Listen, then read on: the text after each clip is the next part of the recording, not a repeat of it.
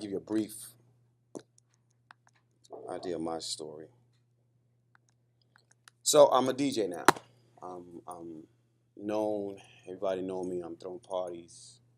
Got a big setup getting ready to happen. I'm getting ready to go set this DJ thing up. Two guys that I know. One of them, their sister, I dated. The other one is their cousin. We slept under the same roof sometimes. Ate from the same kitchen, at the same table. Their parents know my parents, my aunts and uncles. We know everybody, right? These are friends. I'm home. My siblings are running around. My little brothers upstairs. I got the brothers upstairs. Two of my brothers downstairs. My niece is downstairs. My nephew's upstairs and the neighbor upstairs. Knock at the door.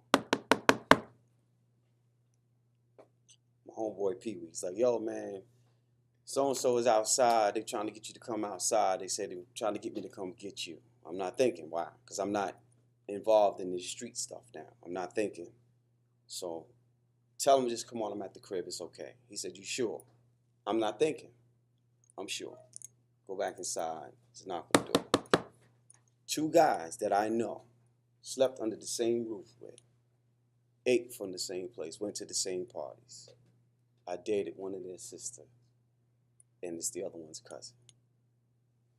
Listen, you want to do this party for me, man? I want you to do this party, blah, blah, blah. So I'm like, okay, just leave a pen. Now, for some reason, I don't want to do this party, right? I'm just like, I'm not here, but I'll go get a pen. I'll get the number to come back. Now, think about this. I just told you I slept under the same roof, right? What number would they be giving me to get it, for me to go get a pen that I don't already have? But I'm not thinking. Go get a pen. My girlfriend inside says, don't even go back. Now, she don't know, right? Don't even go back to the door. Just let them go away. Hear me? Hear me out. I'm good. Let me get this number. Get to the door. You know that the strike is the little thing that goes into the keyhole. Well, not the keyhole, the little thing that comes out when you turn the knob. Before that strike goes back into the door, close the door behind me. Before that strike goes in there, 5 shots ring off. One hit me here. One hit me here. 2 hit me in the back. The 5th one missed. Now, mind you, these 2 people who I slept under the same roof with ate at the same kitchen table. Why am I telling you this? Because it's about the decisions you make and the people you make these decisions with. Now, I wasn't doing anything bad. I'm home. I'm DJing. I'm practicing for my next big party. But the mindset of somebody else, you don't know. Here I am. I'm a bloody mess now. Police running inside, searching me because they don't know what's going on, right? I'm upset because they searching me. But I got to flip that around.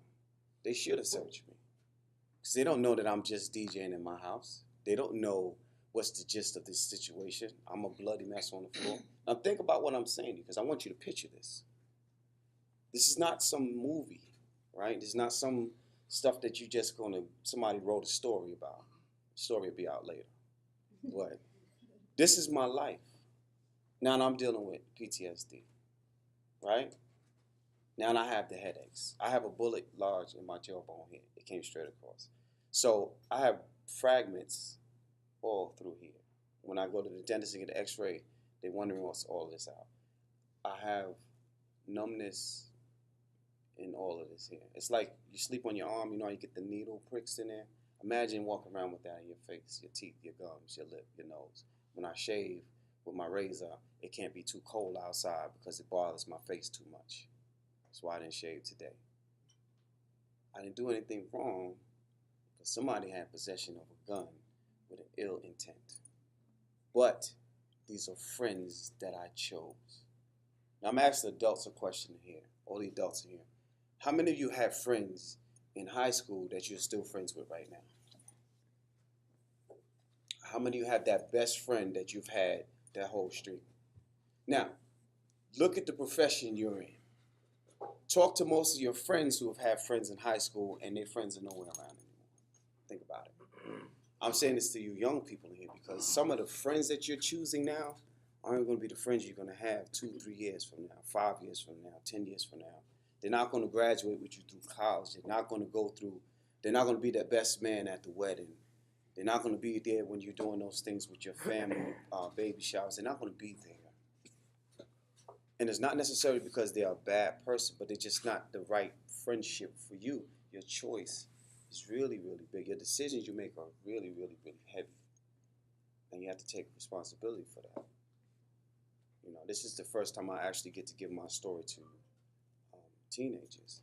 Can any of you guess how old I was when this happened to me? I'll take one guess. How much? No, sir. 17. Close. One more? I was actually 18. 18 years of age. I have 80% of my vision in this eye gone. Because I chose to have friends who have ill intent. And I wanted to share it in that form because I want you to understand it's not necessarily that you have to do something wrong. You understand what I'm saying? Or do something bad, but the people who you associate, you know if they ain't no good. You know from the beginning if they ain't no good. You know the talk if they ain't up to no good. And I'm from the streets. I'm from Brooklyn, New York. Plus, trust me, I walked outside and they selling crack cocaine in the hallway. I got to walk past them selling drugs to get out my front door every day. Cousins, friends. You understand what I'm saying? If I ask around the room how many people been thrown out the second floor window, I can keep my hand up. How many had a 007 knife, which blade is probably about that big, right, officers? Am I correct? The 007, that long, it's about that. How many of you had one of those go through your foot? I can keep my hand up. So there's some things, and I wasn't this bad kid. You understand what I'm saying? I wasn't this terror. I don't have a long rap sheet. I spent one night in prison, and that wasn't even prison. That's just jail. I just went to court. That's just going through the system. And that was enough to tell me that this ain't for me. Now, if you can deal with 23-hour lockdown, hey, it's not for me. I don't like babysitting because I can't leave when I'm ready to go. You understand what I'm saying? But I'm saying all that because I want y'all to understand something. I was given a second chance. I know people get shot in the stomach and don't make it with a little gun. I got shot with a 38. You know what I'm saying? So there's decisions you're going to have to make right now. This is opportunity here. And you have to see it as such. Because it's not all the time you get somebody coming and say, hey, I've been in that seat where you at. I've been in your seat before. And even still, after that, I decided to do what was right, and I still ended up here. But it's still decisions you have to make from this point, right now. You know what I'm saying? And I'm not no big time. I didn't go to law school. I'm not no big professional. This is what I do for a living. This is it. If I'm not writing poetry or doing a workshop, I'm outside. I'm talking to people. I'm helping people. I rarely do an event that I don't have somebody say I've said something that touched them. And the reason I'm saying is because I believe that everybody is a walking poem. Everybody, you are a creation, and you're perfect exactly who you are. It's just making decisions. And not saying that you make perfect decisions. You just have to make good decisions. And know that every decision you make, there is a repercussion from that decision. So if you decide to do something wrong, you might get away. But you just might not. And you're going to have to pay for that at some point. So I just wanted to share that with you. I hope it wasn't too dark, but it's a real life story. And you probably go to school and see people that live the same kind of lifestyle or have to go through the same thing. PTSD is horrible. And there's a lot of people who suffer from PTSD that don't even understand what it is. And it's very hard. I don't sleep well. I don't like sleeping alone. It's really bad. Anything can send you off, and then you're in this depression state. I advise you to look it up because you probably go to school, and some of y'all maybe even dealing with it and not know it. A lot of people don't know what PTSD is, and they don't know how to deal with it. And we don't talk about that enough, and it's very serious. So, yeah, if y'all have any questions, I'll take questions, and then I'll try to get into something to kind of lighten it up a little bit. But I wanted to give that story. I actually started doing this poetry thing 4 years ago, and I had no idea this is what I was going to be doing. But when you make a decision to do something, things will happen for you to do what you need to be doing. And here I am, been disabled. I've been legally disabled since 2011, and this is all I do. And I really feel good about it because somebody gets it. And if I can get one person in here to get it, you'll be standing in my position at some point, delivering a message to some other children who need it. And that's what this is all about. I also want to address this too. There's a lot of tension with between civilian and police. And I want you to know this, and listen to what I'm saying, because I'm from the streets. I've been there. Not all police are out to do you harm. You understand? That's an individual. That's not police. That's not the law. And when they step to you with whatever the situation is, just deal with it accordingly. If somebody stepped to you wrong, you're going to deal with them the same kind of way they would deal with you if you stepped to them wrong. They have a position of authority. Accept that authority and handle it. If they're wrong, then let them be wrong, but you be right, and then you can deal with the wrong part later on. But don't make a scenario bigger than what it needs to be, because you don't know what they've been through. And one of the officers just said today, they want to go home just like you do. I know I want to go home every day. And I'm sure everybody else want to go home. And I'm sure the officers here want to go home too. You are in a very, very, very, very, very, very vital position right now. It's very tender because you have to go through in life, but you have to understand right now, you're at that fork in the road. Whatever decisions that are behind you, they're behind you. You can't live with that. You have to decide which direction you're going from this point. And that's going to determine where you're going to be. You can be standing over there with them, wearing the blues, and some wearing regular clothes. So you can be standing up here doing something that I'm doing. Or you can wear orange is the new black. That's what they say. And I don't think that's something that we all want to do. Yes, sir. I just want to point something out. Yes. So we know each other. Mm-hmm. We've known each other for what, about 10 years? Yeah. Maybe a little more? Yeah. We didn't know that the other one was going to be the speaker here today. That's right. So we're standing on different sides. That's right. But we're both here today to talk to you guys about the same thing. That's right. That's how small this world is. But that's also how much people care about you and your future. That's right. We hadn't seen each other in years, but we're both here today delivering a similar message to you about your choices and the possibilities that are in front of you. We're talking about positive possibilities. Mm-hmm. So when he said he didn't want that picture to be too dark, I want to reiterate that. We're not trying to stand here and tell you things to scare you. We're trying to tell you things that have happened to make you think about your own life and your own future. That's right. Anybody else? I have a quick question. Yes. They asked earlier to the kids if they feel comfortable with, if it's okay to have weapons. And everybody, apparently there was hands raised that, hey, it's no problem with weapons. So with your situation, you said use your friends. A lot of these kids, and maybe not have family with it in their home, they can't necessarily escape it, whereas their home. Maybe Right. even the parents, that is the negative. Mm-hmm. So how would you suggest coping with that on a daily basis if now they got to go home to that and they don't want it, they want something better, but how would you suggest getting through that stage in their life? That is a very, very, very good question. Very good question. And it goes back to what's been reiterated several times today. It's about your decisions. Before I moved to North Carolina, before I moved here from New York, I still had to live with family members who still did whatever it is that they wanted to do. You cannot decide for another person what they're going to do, what they choose to do. That is your decision to what you want to do and what you plan to do. The first thing I would say is, first of all, you have to come to a point where you can make a decision of what you want to do with your life, where you want to be from now. And I was talking to the gentleman earlier, and I was saying, when you decide this is what you want to do, and you see it, and you reiterate it, you look at it, you know it's there, you make notes about it, you start to make preparations to do those things that you want to do so that you can be successful in that thing that you want to do. If you don't decide to do something, then there are going to be influences that's going to help you decide to do something. And you're still going to have to make a choice. I could have been a drug dealer. I could have been a hitman. I could have been all of these things that you see on TV that you think is just TV. It's still somebody's idea, but people had to live through these things. But I decided that wasn't what I wanted to do. And sometimes it takes removing yourself from your environment that you're in. And sometimes you have to do it. Yes, ma'am.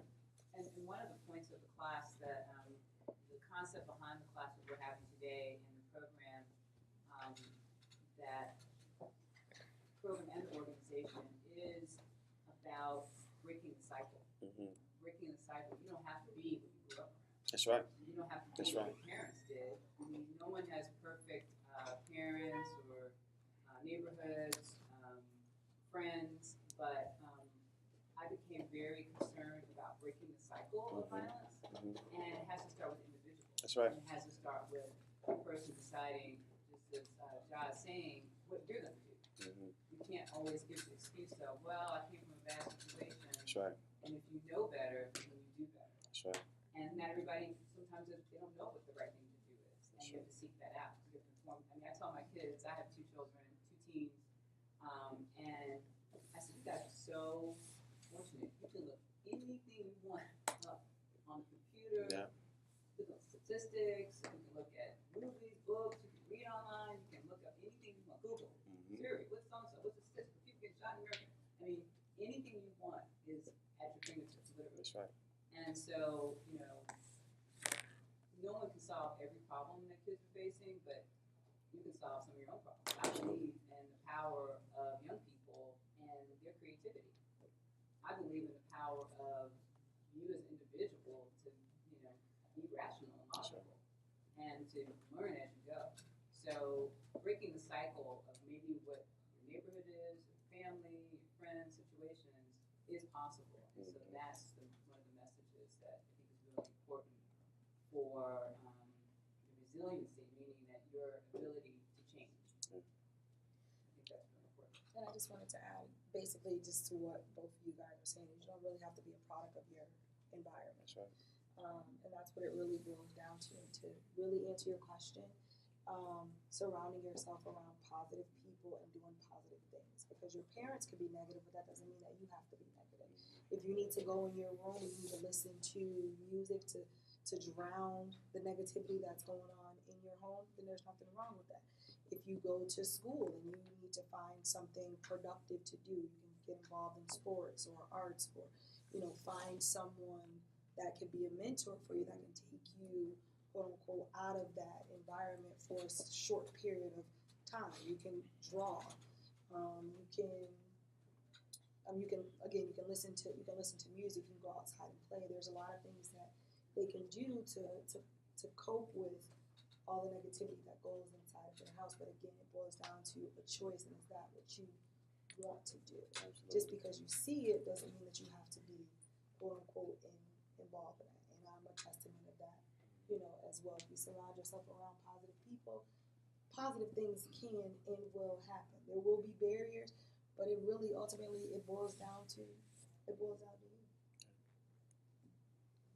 I always say that it just takes a little bit of change to make some change. If you change just a little bit, it's still a change from what the old pattern was. And then once you start to see that little bit of change, it just takes a little effort, just a little extra time, just a quick moment to say, wait a minute. I went down this street yesterday and it was a big puddle I had to jump across. If I just walk down this street, maybe I won't have to go across the puddle. There might be some rocks and some pebbles, but it's easier to walk across rocks and pebbles than instead of jump over some water.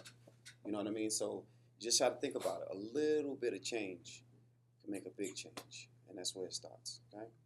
So I'm gonna jump in really quick. Give my two shout out to my friend Shane. I actually just started writing this morning. I changed what I wanted to do, make something a little different. Hey yo, the sun don't shine forever. So as long as we're here, we might as well shine together. Better now or never, business before pleasure. I'm gonna do it for my fam so we can all shine together. So if I could tell this to my son, then I would. I straight up tell him about this street life and show him how to get out of the hood. Don't get it twisted, 'cause I'm not new to this scene. I've been down since way down, if you know what I mean. Like carrying the strap and looking over my back, I slept with one eye open because cats don't know how to act. See, I've been there. It didn't make me much of a man of such. Just an emotional, unattached city slicker. See, I too was young, high, and drunk off of weed and liquor. I didn't value life much. So I was so out of touch with understanding how to love life, living hustle to hustle. I was married to this thug life. It seemed like it was the way to go. because Dad did it. My granddad did it. The next door neighbor was knee deep in. He was banging out in the daylight, rock star heavy, but the same night. See, but what happens when those bodies start to drop? When every 2 hours you're running from the cops, cells tossed up around the clock, locked down for 23 hours around the clock. What happens when formality becomes your reality? When you're really forced to be a new Jack, when orange really becomes the new black. See, mama can't save you no more. Ask me this. Are you able to move your entire family based off of one decision? Does it strike across your chest mean that you are so much of a man? Does it mean street credit ain't real? Because I get it. But ain't no life like the one you live. Ain't nothing nice about a mama losing her kid, and maybe you never saw it that way. Maybe your imaging of life after death is a sweet way of thinking or feeling how hot lead can burn through your flesh. And maybe mama should have sat in that waiting room crying, hoping God didn't take her baby away. Maybe you won't get to see this one day. But just maybe your decisions could change. And maybe you might see this thing rearranged. And maybe you just didn't look at it that way. So when you walk down that road, before you let that forewarning hit you, that fork in the road, you can't look back when it gets you. So you got to remember where you came from. Remember where you're going. The privilege of life is stronger than you've ever seen. But it starts here in this moment. Right now, on this point, you make a decision to live out a better dream.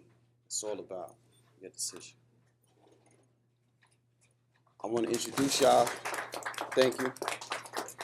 Introduce you to a guerrilla poet. She's a good friend of mine. Her name is Shane. She goes by Riot. Let her do her thing. So, I'm going to be really, really real with you guys, okay? Because I go into a lot of at-risk youth centers, and what I see a lot of is the fact that, what's the point? And, I mean, I can't say I blame the youth for thinking that, because y'all are going through a completely different world than the elders above you and all that. What worked for them ain't gonna work for y'all. So there's this sense of being lost. Who can you turn to? Like, yeah, you can like ask somebody that's older than you to help you with a skill set or something like that. But guess what? Taxes ain't done the same way that was done back then. There's this immense pressure on y'all because you have no help. This world runs differently than it did for your parents and for their parents. So there's a lot on y'all. You combine that pressure with abuse at home, and that's enough to make anybody explode, right? So when we talk about gun violence, we also don't talk about self-inflicted gun violence. A lot of the times, the reason why it's the people you know is because there's that tension. There's that every man for himself, how am I going to make it? Is there even a point to make it? We don't talk about suicide. We don't talk about bullying. We don't talk about my generation was a generation of Columbine. We had guns at our school all the time. There was 2 guys outside the front steps just waving it at the school. My friends got guns pulled on them. I had a situation where my own father pulled a gun on me.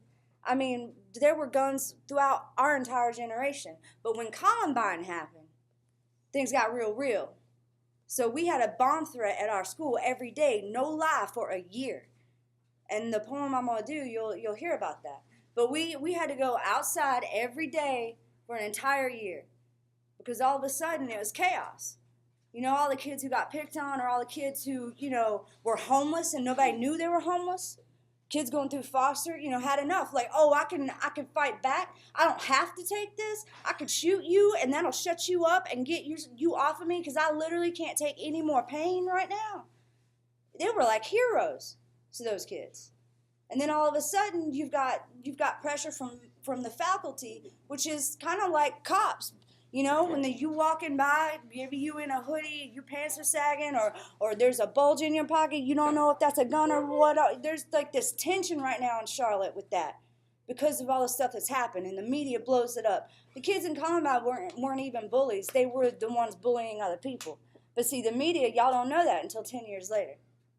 But this causes crazy tension within areas, and you add in guns, And it just makes it that much faster for something to blow.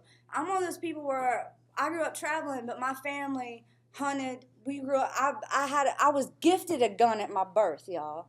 Like, and they take you hunting not really to kill a deer so you can go home and eat it, but to show you this is life. If you pull this trigger, this animal's going to die. So in Tennessee, which is why I got excited, because we have a farm in Tennessee. There's 7-year-olds out there that look like Wrong Turn, y'all, with shotguns, okay? And there's like one way into Penley Holler and one way out, and they will shoot you. But they don't ever shoot themselves, so, I mean, regardless if it's a rock or if it's a fist or if it's a gun, the underlying issue is there, and it's this feeling of hopelessness. And right now, y'all have a lot of pressure on you, and you have got to break through that hopelessness, especially if your home life sucks and you ain't got no release. Look, we are made of art. Every single one of y'all are artists. There's no way you can't be an artist. If you feel you're powerless, think about the fact that every action you do affects someone else. That's the most powerful thing in the world. How can you be powerless if every action you make affects something else?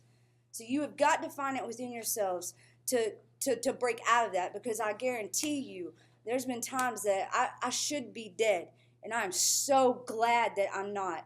But then I wanted to be dead. I wanted to be dead. Last night I was at an at-risk center, and we did an icebreaker, and it was, what animal could you be if you wanted to be your favorite animal? And 2 women there said a fly, because within 24 hours they'd die. And I know I ain't alone in that. I didn't want to live to 21. I didn't want to live to 24. But you guys, the hell that you are in is temporary, and you need to know that. It is temporary. And once you get out of it, you're going to be so, so thankful, because everybody wants to talk about how adulting sucks. But I can get up at 2 a.m. and go eat Oreos if I want to, and like snack on carrots in the refrigerator. I can go and do awesome stuff like this. After this, I'm going to an open mic where we're going to spit, and we're going to play music, and we're going to paint, and it's awesome. And I wouldn't get to do that if I did not fight for my life back. So this poem is about that, and it's real. Everything in this is real. So I'm going to do this, and I know y'all are hungry. And so we're going to eat, and I know that we want to do this collaboration poem because I know there's some good writers in here. So this is going to get heavy, so I apologize for that, but it's real. And I want to be real with y'all because I don't like fake people, and I definitely see that it hurts when you're like trying to make a connection in a community. You don't want anybody to sugarcoat anything, right? So, all right. I am staring out at cars. At the exact spot he lifted his sneakers off the solidity of the ground for the last time. And there is a black hole howling in my chest that spins with the rage of all things that are swept away in the current. They said all that was left of him was a tuft of red hair. My neighbor saw the odd marks, the red marks, all mushed and skidded across the road. She said she thought someone must have hit a deer. She had no idea it was a boy of only 14 years old. His name was Derek John Thomason. I went to his high school when I was young, and he jumped right near my house. Newspapers read he was bullied to death. I am staring out at cars, and I'm tired of waiting for someone to stop. And there is a battle cry signaling war, roaring across everyone's windshield that sonics outward from the fist that pumps my God in me. When I was in school, I thought if I could make one big boom, I was sure I could make an impact, change minds. But we forget a span of 14 years. You young crew weren't there in the generation of Columbine. You didn't see the survivors, didn't get to sympathize with, yes, the shooters, didn't deal with a bomb threat every day for a year like I did. No one pushed the edges. There was a unity that happened in our school, but how easily martyrs fade from our books, tarnish our golden rule. Parents, do you know how close your children are to the hand of death? How they cling to his robe with an arm around his leg. My own mother still doesn't know I came home every day and held a loaded gun to my head and waited for the coldness to creep in, awaken me, shake me loose from his grip. She did not see how blue my face had been when I was cut down from a bathroom door by a friend, swinging from a belt I had hung myself with. Already stopped breathing, already convulsing, my own leap sneakers, involuntarily banging the door. It was the only thing that alerted the next room that something was wrong. And here I am,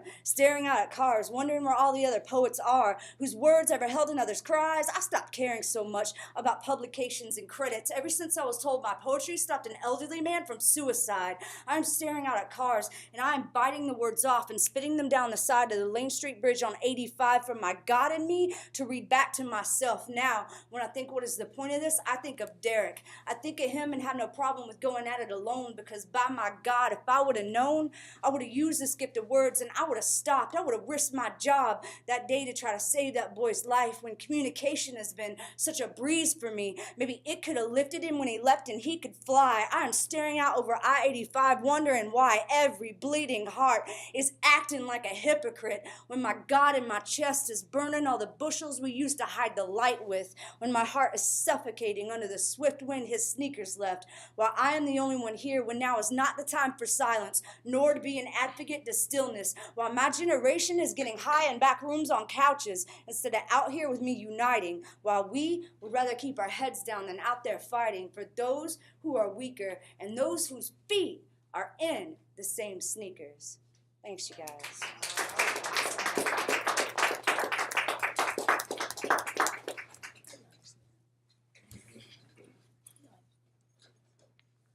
Okay, so y'all ready to help out with the poem? Oh, everybody got quiet. Everybody got quiet. So